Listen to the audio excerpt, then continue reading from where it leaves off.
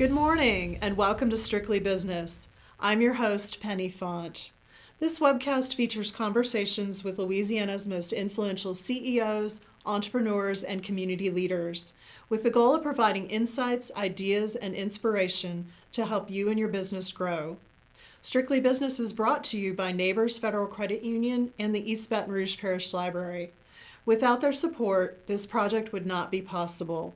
Before we begin, here is a brief message from each of our sponsors. The East Baton Rouge Parish Library believes that a thriving business community is good for us all. That's why we help entrepreneurs start businesses with tools like Gale Business Builder. Keep commerce rolling by providing access to computers, printers, and free Wi-Fi at 14 branch locations. Get a library card. Grow your business at ebrpl.com/business. At Neighbors Federal Credit Union, we believe stronger schools build stronger communities. And with the generosity of our members and staff, we're making a difference. We've awarded 54 project grants, totaling over $220,000 for on-campus improvements. We've provided 99 scholarships worth nearly $300,000 to help dreams take flight. And through our mascot checking program, we've donated an additional $560,000 in unencumbered funds to local schools. Neighbors Federal Credit Union. We are neighbors helping neighbors. Thank you all. We want to keep Strictly Business as interactive as possible. So for those joining us live, here's an icebreaker question for you. Submit your vote in the comments and the results will be posted at the end of the webcast. This month, we welcome Roy Haggerty, the LSU Executive Vice President and Provost, overseeing instruction, student support, and research, while simultaneously serving as the Chief Academic Officer for all LSU campuses across the state, as well as the Chief Academic Advisor to the President. He leads a groundbreaking program at LSU that pairs students with local businesses to develop AI tools. Past partnerships have included Our Lady of the Lake, BASF, and George Media Group. He also worked with the team that developed Mike GPT, an AI assistant for faculty and staff. Roy, welcome, and thank you for taking the time to join us this morning. So let's begin with this. How do you see artificial intelligence changing the business landscape today at a broad level? Well, thanks for the question. It's great to be with you. The development of artificial intelligence, I think, is going to change almost everything in business eventually. It's hard to predict the pace. A lot of people say it will happen very rapidly. I'm a little more skeptical in terms of the pace, but I do think that there are going to be enormous changes in all aspects of business.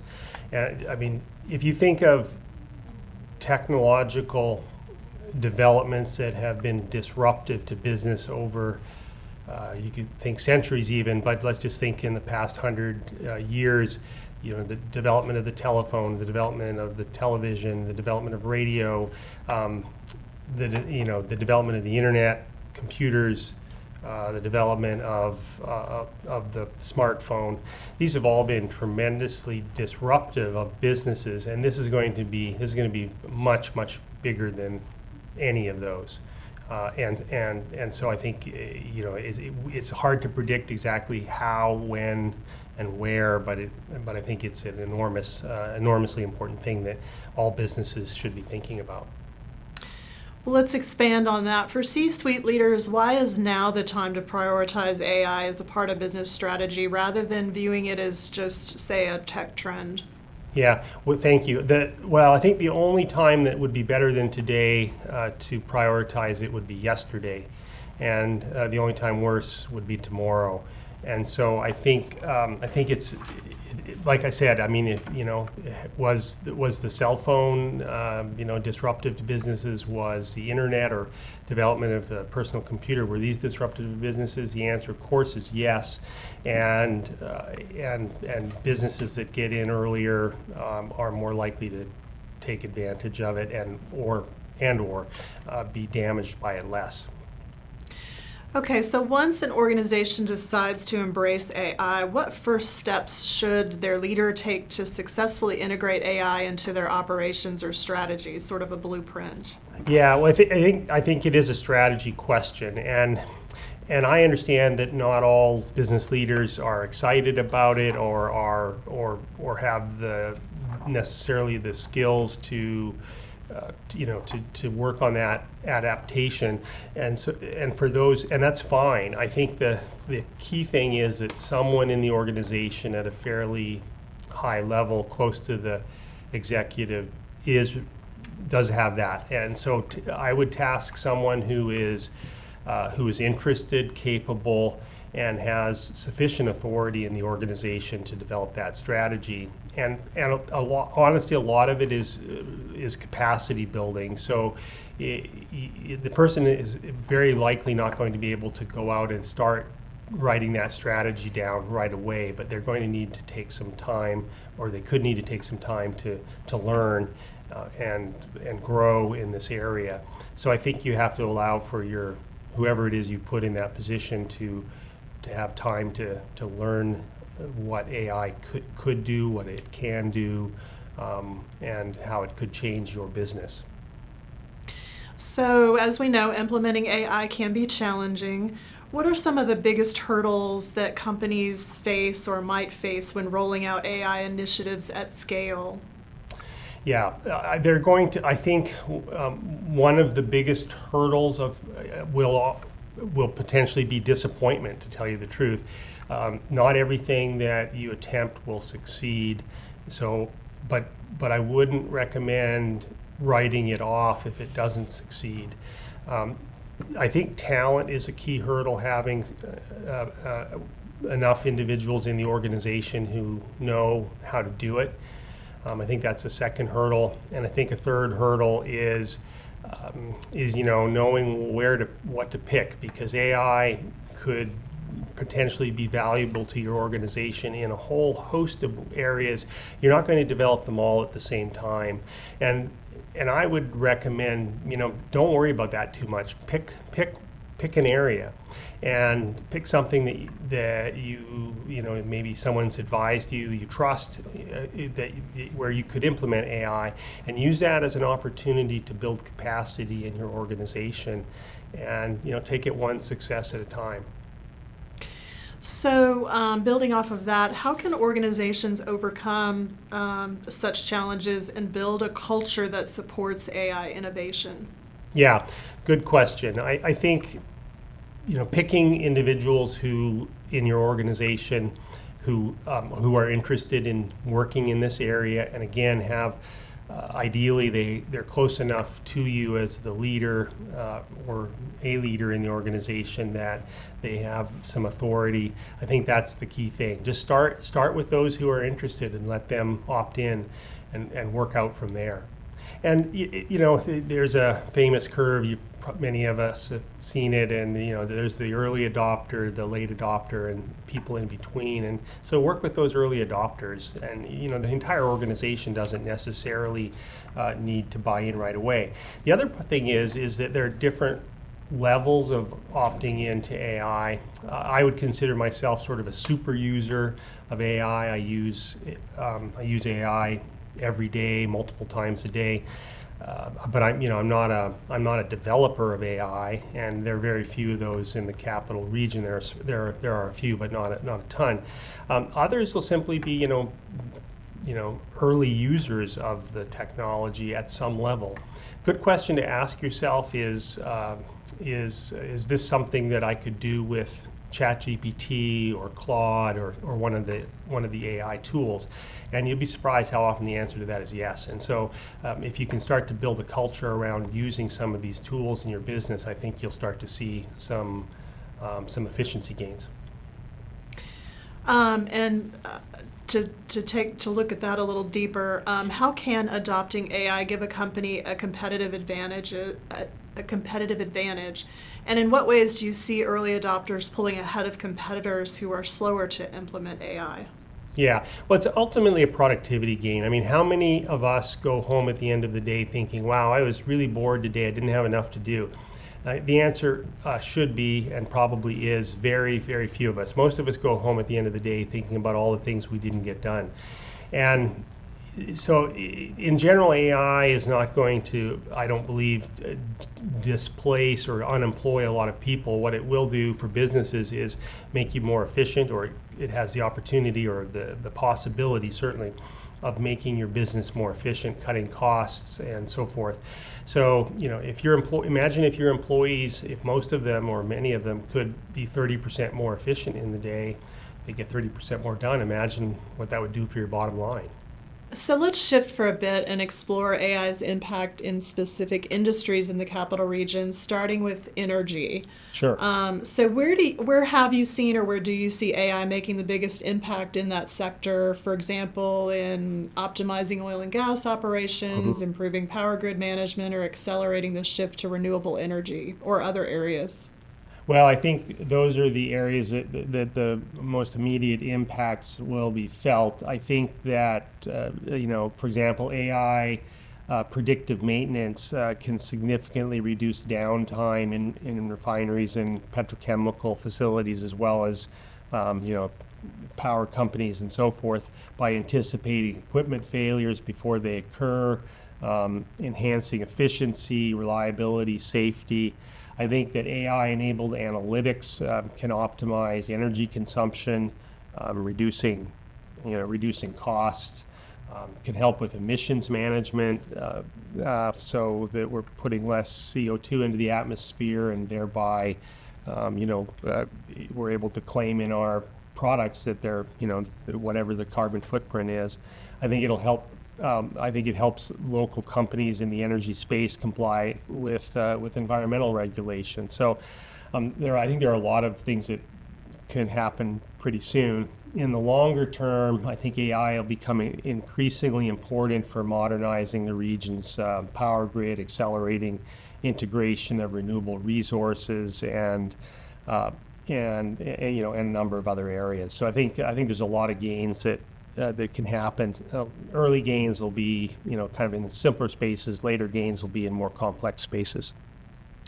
What are some of the challenges you see in the energy industry? What unique hurdles does that sector face in adopting AI and implementing it, like dealing with legacy infrastructure or ensuring safety? What are some of the ways that energy companies might address those, or have you seen them addressing those? Yeah, I think legacy infrastructure is one of the challenges, particularly in the computational space or in the computer space.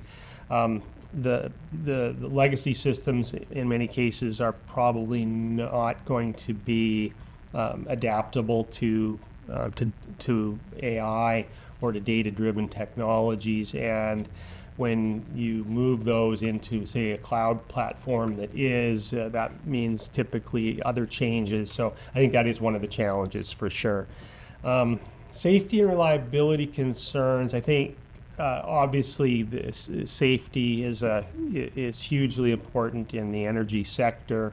It's an environment, if not managed properly, that could pose significant risks. And so I think making sure that any AI system that's deployed is either not deployed in a part of the business where there are big safety challenges, or that has been thoroughly tested and is zero failure AI. In other words, there's no question that it's going to be safe.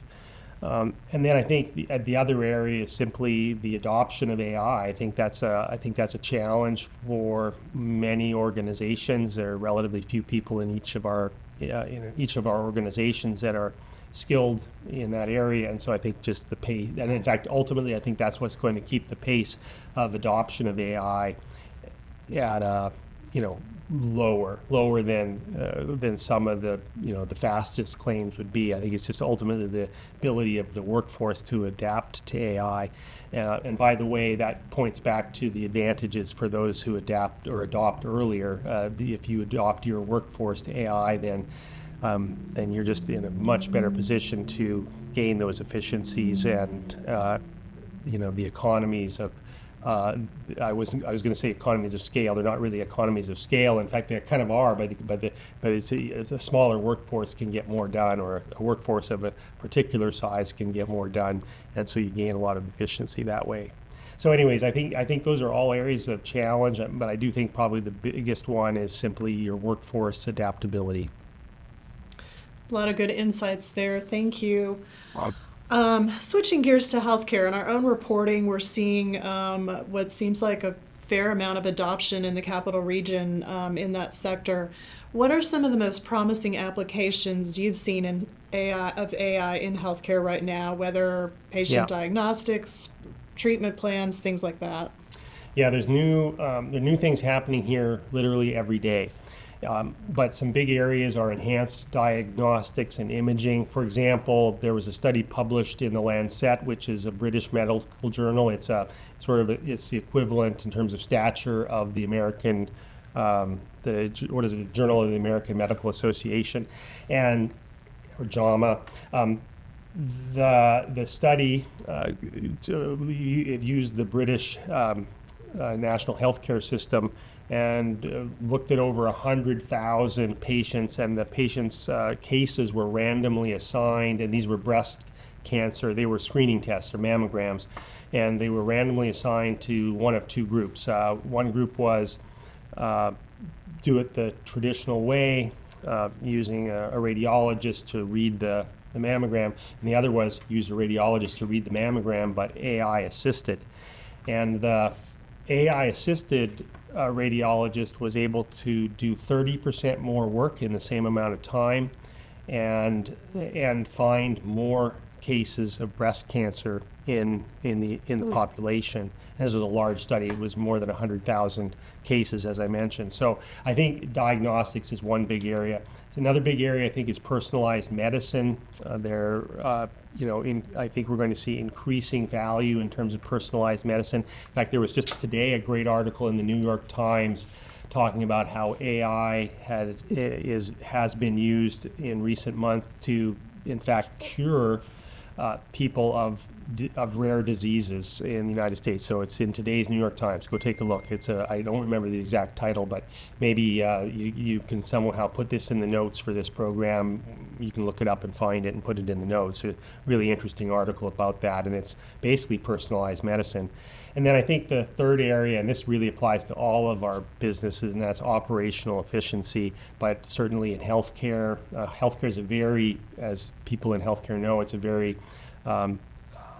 very personnel, in terms of cost, is personnel driven, and I think that there are opportunities for savings in regards to that. So those are three big areas, I think. Yep.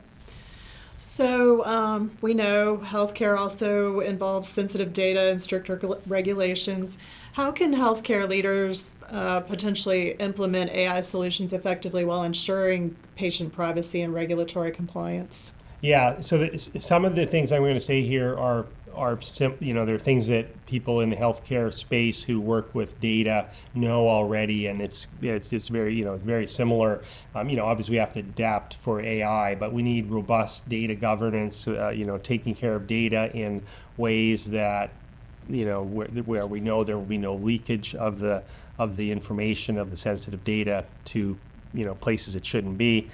I think we have to make sure that AI is built so that it preserves privacy, and of course obeys all federal laws, which could change as both the state and federal governments come to adapt laws and regulations to AI.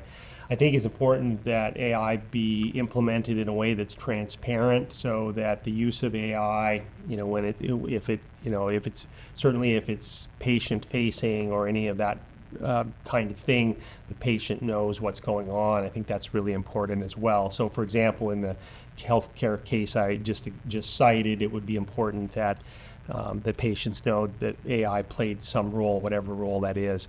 And then I think it's also really important for healthcare organizations to collaborate with our with our delegation in Congress, the senators and House members, and similarly here at the state level. I think having a good dialogue there is really, really important. We're very fortunate that here in Louisiana, one of our two senators is a medical doctor and knowledgeable about AI, and so I think we're really fortunate to have Senator Cassidy representing us in that way. Great points. So looking across those sectors and others that you might be familiar with, do you see any common success factors for AI adoption that might apply universally?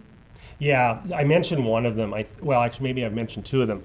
I think in empowering individuals in the organization who are interested in AI to lead and to help the organization move forward. I think another one is related to that is having a leader, could be some of the same person or some of the same people, having at least one leader in the organization at a high level who is talking about and communicating the advantages of AI and that the organization is going to be moving forward. I mean, just sending the message that we're not running away from AI, that we are going to be in the forefront of adopting AI. I think that's a really important thing that I see. And then a third thing is related to the first is finding ways to bring in talent into the company, maybe partnering with organizations like LSU to get to know students who are interested in this and work to recruit them. I teach a class, co-teach a class with two great colleagues, Henry Hayes and James Gawali. And we're teaching about 30 students a semester, and this is just one class. We have a lot of classes at LSU on this, and these are students who'd like to stay in Louisiana. Snap those students up, hire them. They're great. So you've touched on this throughout the conversation, but I just want to kind of go back and see if there are any other things that you might recommend. Many executives, of course, worry that their organizations might not or are not AI ready. Are there other steps that you would recommend that a CEO or business leader might take to prepare their organization and workforce for successful AI adoption? Yeah, let me tell you. I don't think there's an organization out there that is fully AI ready. I don't think it exists. And let me just talk about. So I mean, the reason I say that is don't worry about that too much. I mean, don't let fear that you're not AI ready prevent you from adopting AI. I mean, I talk to Fortune 500 companies all the time, leaders in Fortune 500 companies who know a lot about AI, and they tell me how unprepared their organization is for adoption of AI. Some of these are technology companies, and so you're not alone is the bottom line there. We are all working together in a lot of ways to understand this. And then, is there anything else that I could tell you about it? I think just, if you have some interest in AI, some interest in the way this is going, pay attention. Go to places where these things are being discussed. Thank you for listening to this interview. But there are experts around the area. I already mentioned Henry Hayes. He's an entrepreneur here in Baton Rouge. Great speaker. Good person to engage with in this space. I'd recommend talking to people like that, finding ways to learn about AI and about how your organization could adopt elements of AI. And again, you don't have to adopt it all at the same time. Pick an area that you have a particular challenge with and see if there isn't a way that AI could help you in that area. And by doing that, what you'll find is that a bunch of people in your organization have learned a bunch about AI, and you'll be better able to adopt AI for a second project. Don't try to do it all at once. Pick one or two projects and work on those.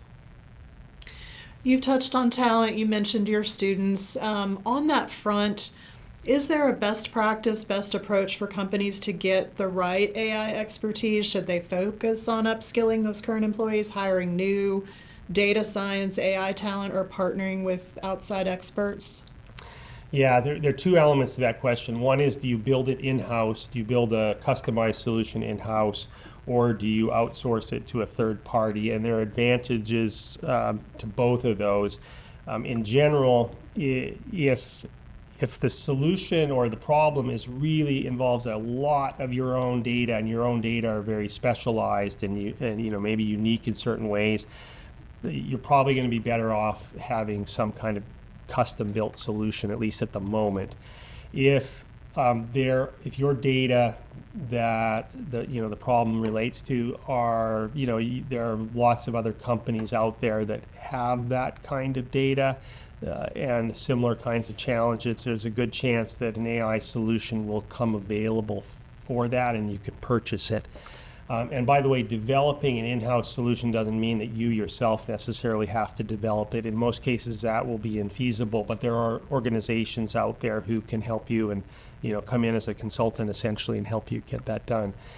In terms of the personnel, I'd recommend a combination approach. I think the most important person or people in your organization are probably already there.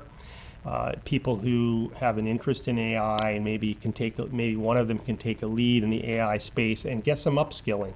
In the class that I teach, for example, the class that we teach, Henry James and I, we have people from industry in the class each semester, and they're learning right alongside of the students. So that's one way to do it, but there are lots of other ways.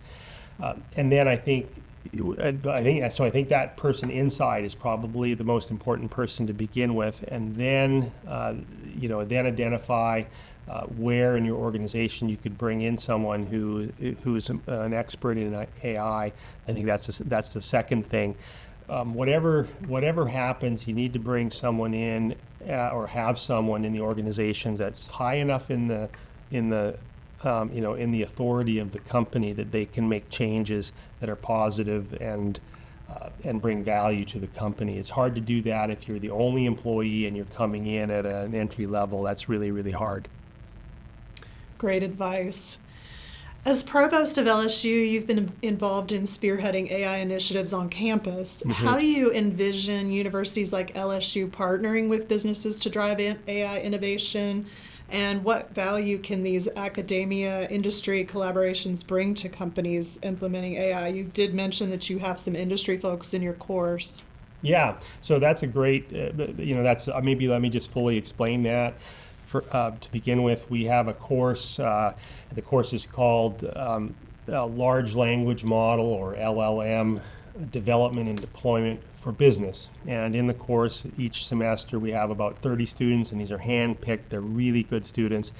80% of them are computer science students, 20% of them are business students, and they work in teams of 4 to 8 students, one business student with 3 to 7 computer science students, and they work alongside of a business on a project that the business chooses. And we're developing 3 to 5 solutions for businesses per semester, and they've all been successful so far. If you're interested in that, reach out to me. I'm Haggerty at LSU.edu, and I can tell you more. I can get you to the right people. We are beginning to offer courses through our continuing education offerings at LSU and they're going to be, if you check back frequently, we're going to be expanding the numbers of offerings we have in that area, and there'll be some for businesses. And then I forget this. What was the second part of your question, or the other part of your question? I feel like I answered part of it, but not the entire thing. I think you answered all of it. Okay. The second part was how you envision universities like LSU partnering, and I think.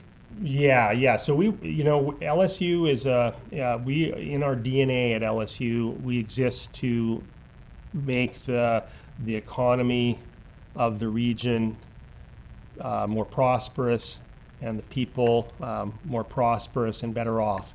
And at LSU, we're here to help, and we want to help businesses adapt and adopt to the information age, to the knowledge age. Well, thank you for offering that expertise to our viewers. Are there any emerging AI technologies or trends that particularly excite you or that you think executives should keep on their radar? Yeah, I think one development that it's within the last year or so is multimodal AI, and it's so you've already heard me use the term once, large language models, or LLMs they're called, and these are the Chat GPTs, the Claudes. It turns out that same underlying technology, at the base of this technology, is fundamentally a mathematical model. It turns out that same mathematical algorithm can handle a lot of other types of data. So it's not just text, it's video, it's photographs, it's drawings, and voice messages, and all sorts of things. There's increasingly what we're going to see, and there are already quite a lot of examples out there, but increasingly we're going to see that it's not just text-based, it's all sorts of information and data that we have. And I think that is going to, when that becomes fully capable, we're going to see some really incredible possibilities with AI. Awesome. Well, unfortunately, we're about out of time. One last question for you. What's one key piece of advice you'd offer to fellow executives looking to successfully implement AI in their organizations and secure a competitive future? I know we've talked about a lot of that, but what's your one final takeaway? The most important thing, I've mentioned it already, but I think it is the most important thing, and that is you have to select someone to lead in the AI space in your organization. And it doesn't have to be you, but it should be somebody, and I would recommend that every business have somebody who's paying attention to developments in AI, who is willing to learn enough to be able to develop a strategy and help lead your organization forward in these developments. So, Penny, thank you so much. I really appreciate the opportunity to speak with you, and thanks for everything you do here in the capital area for business. Well, thank you. Thank you for all that you do. That's a lot of great takeaways that you gave us today, so we appreciate it. Thank you so much. And thanks also to our viewers for tuning in, as well as our sponsors, Neighbors Federal Credit Union and the East Baton Rouge Parish Library, for making this experience possible. Please join us again for the May 15th episode of Strictly Business. Until then, on behalf of our show's director, Tim Coles, and me, enjoy and make your day a great one.